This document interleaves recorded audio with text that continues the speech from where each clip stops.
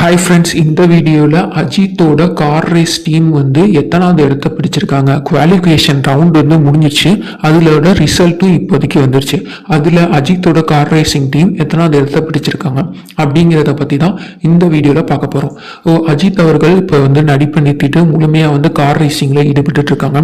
இதுக்காக தன்னோட உடல் எடையும் குறைச்சிக்கிட்டு கார் ரேசிங்லையும் பங்கேற்றிருக்காங்க. இப்போ இந்த குவாலிஃபிகேஷன் ரவுண்டு முடிஞ்சிச்சு.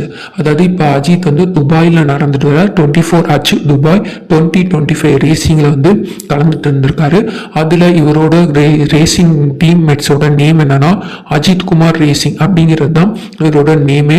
அந்த டீமோட மொத்த நேமே தான். அதுலயே கலந்துக்கிட்டு இப்போ அவங்க எத்தனாவது பிளேஸை பிடிச்சிருக்காங்க இந்த 24 துபாய் 2025 குவாலிஃபிகேஷன் ரவுண்ட்ல Ajith Kumar racing team 7th பிளேஸை பிடிச்சிருக்காங்க. ஸோ இங்க பாருங்க, இந்த இடத்துல பார்த்தாலே தெரியும் Ajith Kumar racing by PKR அப்படின்னு சொல்லிட்டு அவங்க வந்து 7th பிளேஸ்ல நம்மளோட நேஷனல் ஃபிளாக் போட்டு இருக்கும். கிட்டத்தட்ட 7th பிளேஸ்ல வந்து பிடிச்சிருக்காங்க. சூப்பர், வாழ்த்துக்கள். இதே போல வெற்றி பெறதுக்கும் நம்மளோட வாழ்த்துக்களை தெரிவிச்சுக்கலாம். ஸோ மேலும் அஜித் குமாரோட விடாமுயற்சி அண்ட் குட் பட் அக்லி இதோட ரீசிங் டேட்டு எல்லாத்தையுமே நம்ம அடுத்தடுத்து வர வீடியோவில் பார்க்கலாம். தொடர்ந்து நம்ம சேனலை சப்ஸ்கிரைப் பண்ணுங்க. மேலும் தகவல்களுக்கு காத்து கொண்டிருங்க. அடுத்தடுத்த வீடியோஸில் நான் எல்லாத்தையும் அப்டேட் பண்ணிகிட்டே வரேன்.